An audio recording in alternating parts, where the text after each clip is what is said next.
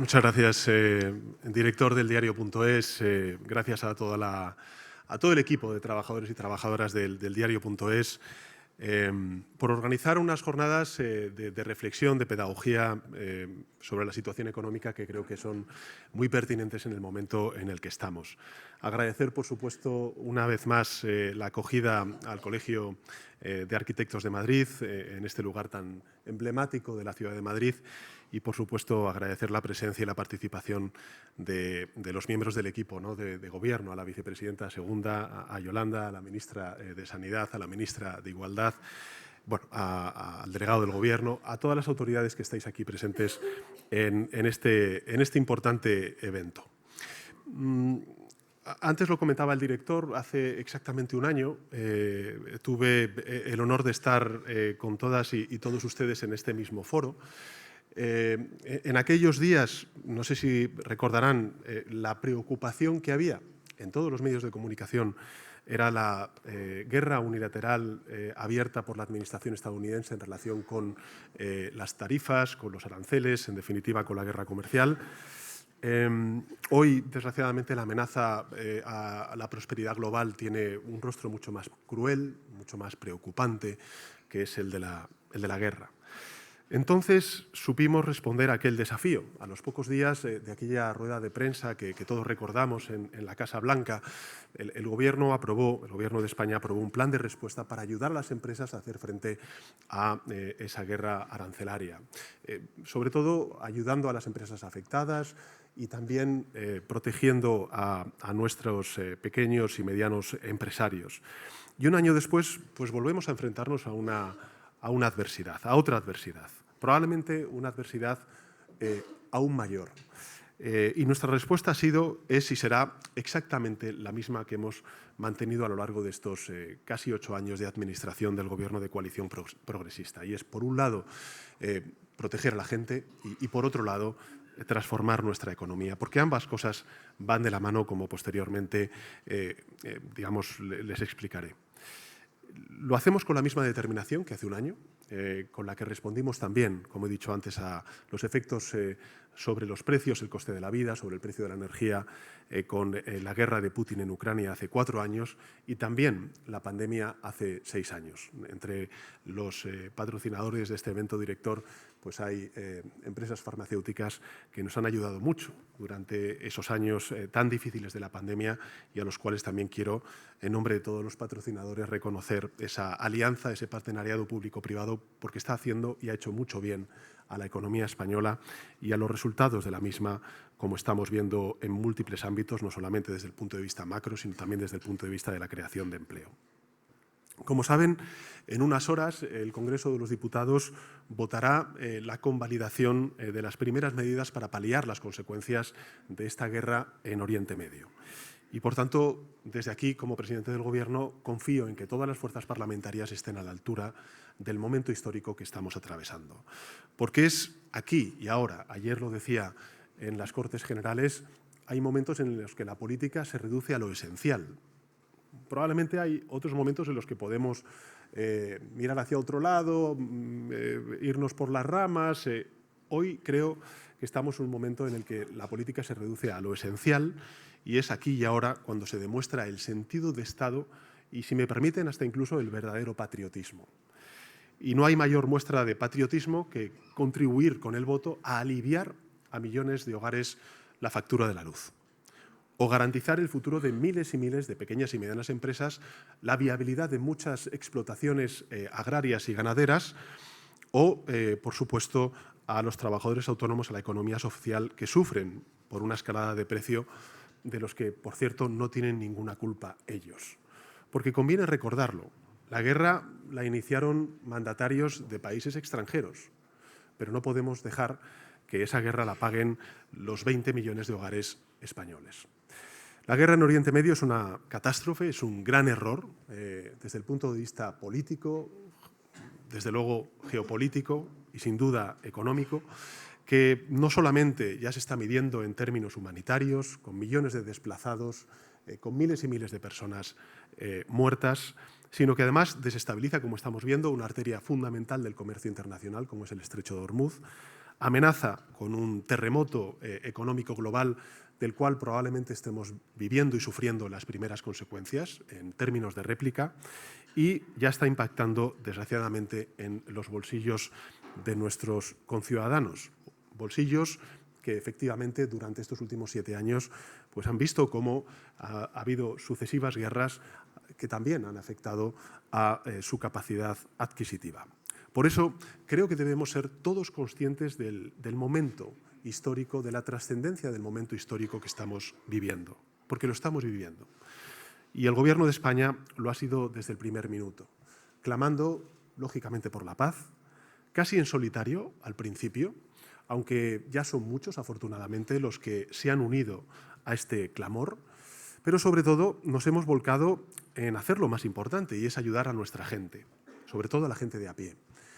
Y si hoy podemos hacerlo, es también, y creo que es importante recordarlo, porque tenemos unos sólidos cimientos de nuestra economía y porque, por tanto, tenemos el músculo necesario y la capacidad fiscal necesaria para poder afrontar estos embates. Lideramos el crecimiento económico de las grandes potencias de la Unión Europea. Esta misma mañana hemos conocido, por cierto, los datos de la revisión de la contabilidad nacional, que nos arrojan pues datos positivos, con un crecimiento en el año 2025 del 2,8%, es decir, el doble del conjunto de la Unión Europea, y donde estamos creando 4 de cada 10 empleos que se generan en toda la eurozona. La prima de riesgo es inferior a la de Francia, contamos con un déficit público mucho más contenido que el de Alemania. En definitiva, no solamente estamos creciendo más, sino que estamos creciendo mejor, y creo que eso nos hace estar mucho mejor preparados para afrontar escenarios como el que el mundo, desgraciadamente, está sufriendo con esta nueva guerra. Nuestro país, además, se está enfrentando a un cambio estructural sin precedentes en nuestra historia, ¿no? Y buena parte de la responsabilidad de ese cambio trascendental corresponde al Plan de Recuperación, Transformación y Resiliencia, en definitiva, a los fondos Next.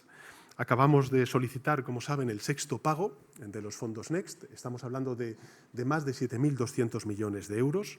Con ello vamos a alcanzar el 73% de los fondos asignados, con 343 hitos ya cumplidos, que son reformas o bien legislativas o bien reformas que tenemos que hacer en el interior del sector público español.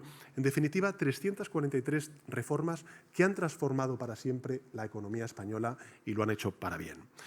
Lo dije el año pasado en este mismo foro, sin reformas evidentemente no hay fondos, y añado hoy que frente a quienes apelan a recetas fallidas del pasado, es evidente que tiene que haber fondos y, por tanto, no puede haber fondos si no hay reformas, porque para aumentar la competitividad Europa es fundamental seguir estimulando las economías nacionales, ¿no? Por tanto, tiene que haber reformas y fondos, y tiene que haber fondos y reformas, ¿no? Y eso es lo que ha supuesto los fondos Next Generation, un estímulo sin precedentes que en España hemos sabido, por cierto, orientar a partir de 3 grandes ejes que me gustaría, aunque sea someramente, compartir con todos ustedes. El primero, el más importante, si nosotros situamos a las personas en el centro de nuestras prioridades económicas, apostar por el capital humano. Apostar por el capital humano. Con un impulso histórico, por ejemplo, a la formación profesional, donde tenemos más de 1 millón de estudiantes, que además lo hemos diseñado todos esos grados de formación profesional conjuntamente con el sector privado, que ha llevado, por cierto, el desempleo juvenil y la tasa de abandono escolar en momentos de crecimiento económico a mínimos, con reformas que han contribuido a reducir la temporalidad laboral más de 10 puntos, gracias a la reforma laboral, vicepresidenta. Por tanto, los resultados yo creo que son evidentes, y hoy avanzamos en productividad mientras la desigualdad retrocede a mínimos históricos. España, por tanto, yo creo que ha demostrado que para ser competitivos, ahora que se está abriendo este debate sobre la competitividad en Europa, pues no hace falta recortar salarios ni trabajar 12 horas al día, como están proponiendo algunos gobiernos y algunas fuerzas más escoradas a la derecha o a la ultraderecha. Al contrario, apostar por los trabajadores, por su formación, es la mejor inversión de futuro para cualquier empresa. De hecho, Como saben muy bien los empresarios y empresarias que nos acompañan, la verdadera competición que ahora mismo estamos afrontando en Europa y en el mundo es precisamente la de la atracción del talento. Por eso es relevante también la política migratoria que está haciendo el Gobierno de España. Una política de atracción de ese talento en muchos frentes frente a aquellos gobiernos que lo que están haciendo es expulsar ese talento porque no proviene de su propio país, ¿no? Y esto además yo creo que contribuye a algo muy importante y es a la recuperación del poder adquisitivo por tercer año consecutivo. Un dato lo ilustra a la perfección y es que en la España de hoy hay 1,5 millones más de hogares que en 2018 que pueden ahorrar. Y esto es avanzar.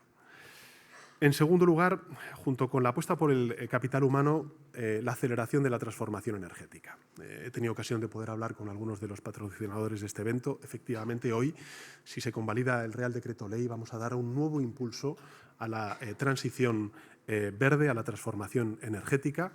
Y ahí están los datos. La vicepresidenta tercera, cuando tenga ocasión de participar en este evento, lo dirá de manera mucho más elocuente y con mayor conocimiento técnico que yo, pero casi el 60% de nuestra generación se produce por las energías renovables.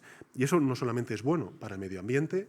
Hemos crecido económicamente y reducido los gases de efecto invernadero. Este es un gobierno comprometido en la lucha y la mitigación y adaptación al cambio climático, sino que además nos hace estar mejor preparados para shocks energéticos como los que venimos viviendo desde hace ya unos cuantos años, tal y como acaba de reconocer nada más y nada menos que el Fondo Monetario Internacional.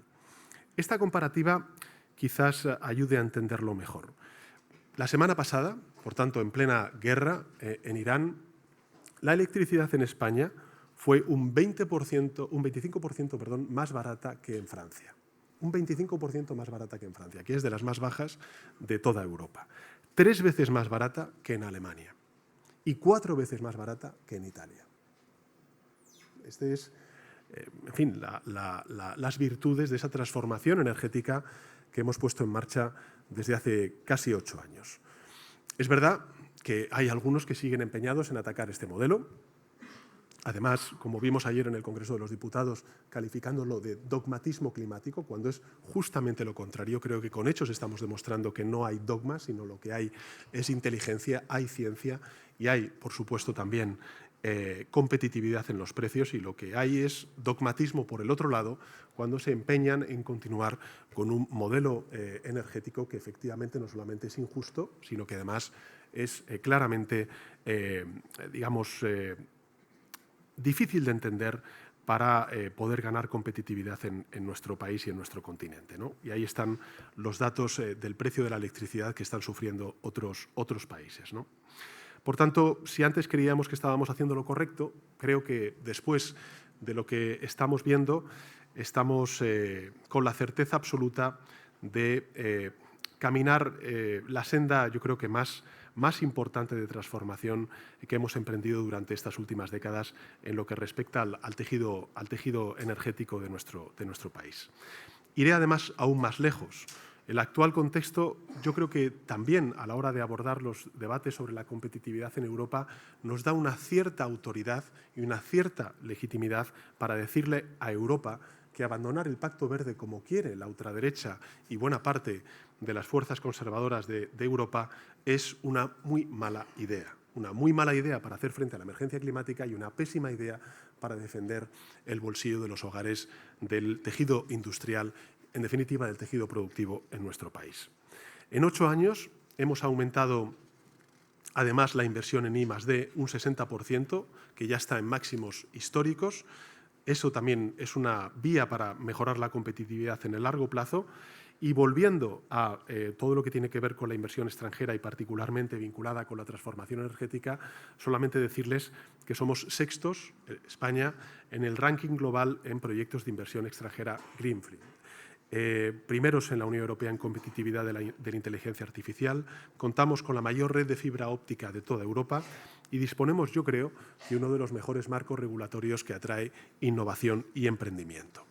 Despegamos en sectores en los que ni soñábamos poder hacerlo apenas unos años atrás, por ejemplo, en el sector aeroespacial, Y hoy me gustaría compartir con todos ustedes, con el diario.es, con sus lectores, con sus suscriptores, que vamos a lanzar a través de la Agencia Espacial Europea la convocatoria para el desarrollo de la constelación atlántica satélites ampliada ESCA Plus, con 325 millones de euros para construir 3 nuevos satélites que enviarán datos en tiempo real y reforzarán nuestra capacidad de respuesta ante eventos climáticos extremos. Por tanto, ese es el anuncio que me gustaría compartir en este foro. Y este, en definitiva, es también el legado del Plan de Recuperación, Transformación y Resiliencia. Y además queremos, como hemos explicado en muchas ocasiones, darle continuidad, ahora que acaba el Plan de Recuperación, Transformación y Resiliencia y los fondos europeos, a través de este fondo soberano, que es el Fondo España Crece. ¿La ambición cuál es? Bueno, pues movilizar 120.000 millones de euros en financiación pública y privada en sectores estratégicos como pueda ser la digitalización, la inteligencia artificial, la emergencia climática, pero también algo muy importante para luchar contra la desigualdad en nuestro país, de un sector muy importante en la economía española como es el de la vivienda. España, por tanto, señoras y señores, tiene su hoja de ruta, pero hoy más que nunca Europa necesita la suya. Y, por cierto, la necesita ya. Creo que ayer tuvieron la ocasión de poder contar con la presencia del ex primer ministro Letta. Él y España también comparte con él que la Unión Europea acumula un retraso estructural que no se resuelve aplazando la alarma. Por tanto, lo que necesitamos es anticipar, es planificar y es actuar. Y debemos hacerlo en 4 grandes prioridades que me gustaría compartir con todos ustedes. Primero, como dijo él, tenemos que culminar el mercado interior. Lo que pasa es que ahí nosotros tenemos una aproximación diferente a la que tienen algunos gobiernos conservadores o ultraconservadores europeos, que se apuntan al carro de la desregulación cuando realmente lo que tenemos que utilizar es el verbo de simplificar o armonizar.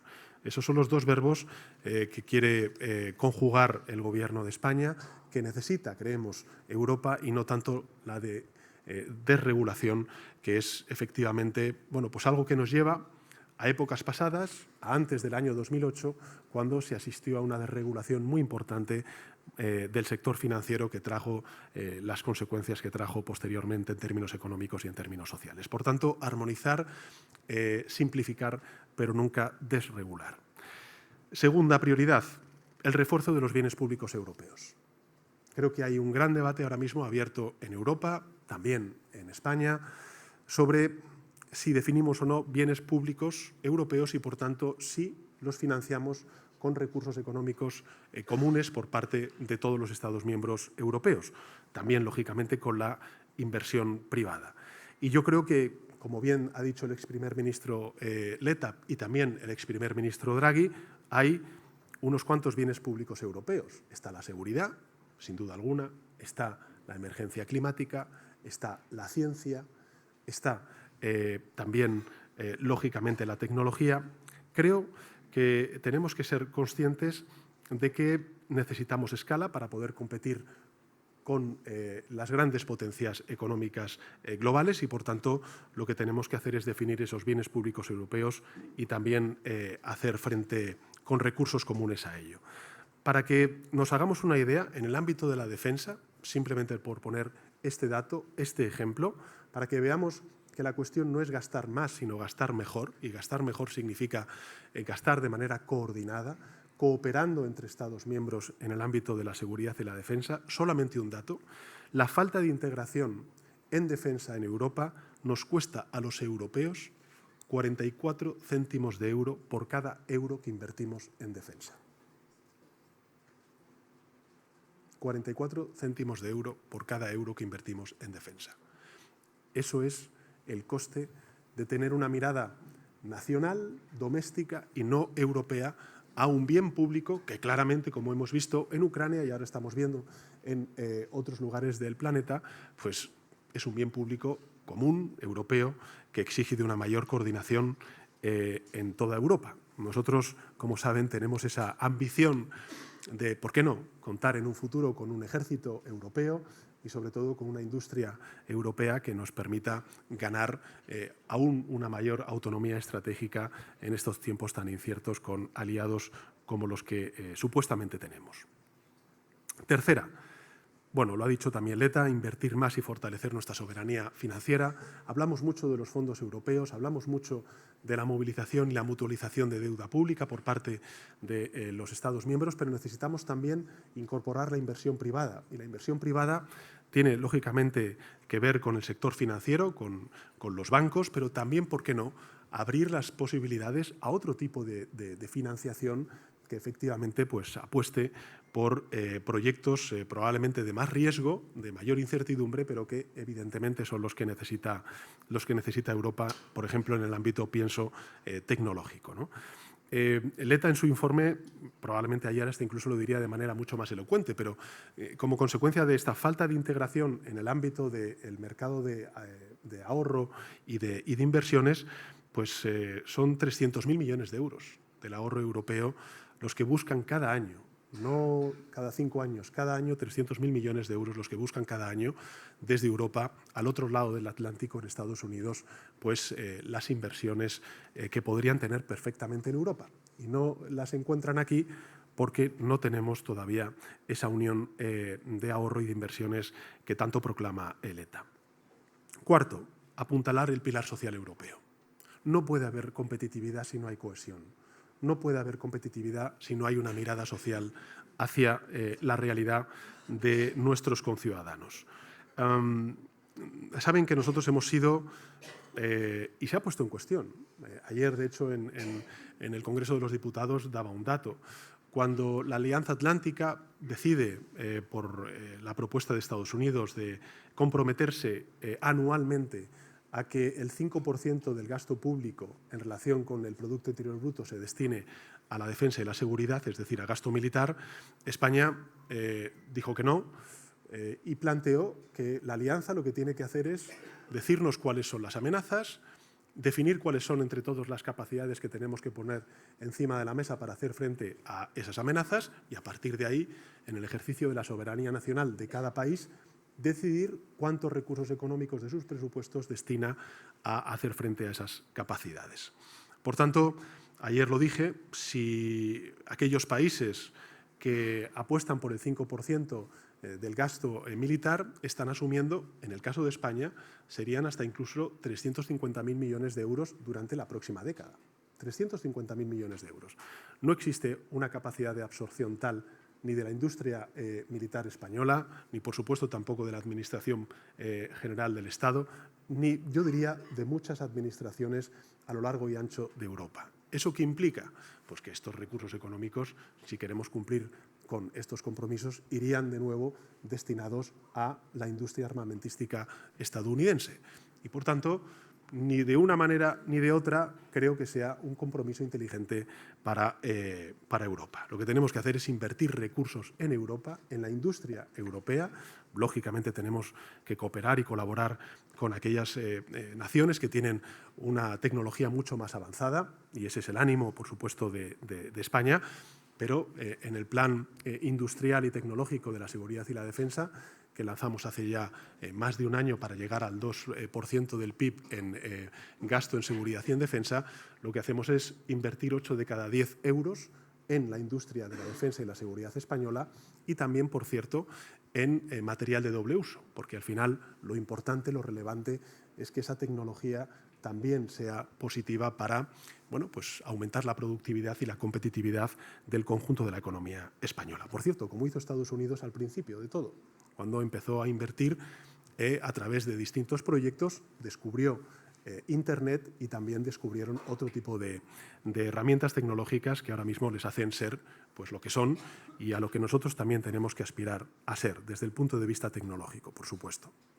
En definitiva, lo que quiero decir con esto es que el Gobierno de España tiene una mirada europeísta de cuál debe ser la fórmula, la receta para hacer frente a muchos de los desafíos que afronta Europa. Y que tenemos que hacerlo desde la unidad. Y, por tanto, es muy relevante no dejarnos doblegar. Concluyo.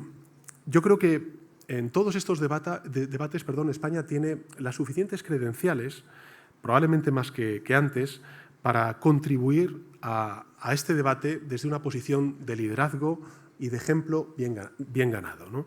Yo creo que hemos demostrado con hechos con hechos, que no solo sabemos actuar ante lo urgente, sino que además no olvidamos lo importante y que hemos hecho de la adversidad un estímulo para avanzar y para salir mejor de todas estas crisis tan inéditas como está atravesando el mundo y, por tanto, también España. Europa forma parte de nuestras vidas, este año lo estamos conmemorando, desde hace 40 años. Y si queremos también que forme parte de la vida de nuestros hijos y nuestras hijas, yo creo que es hora de tomar decisiones valientes. Y tenemos que hacerlo no a golpe de crisis, que también, sino a base de responsabilidad y también de ambición y de altura de miras.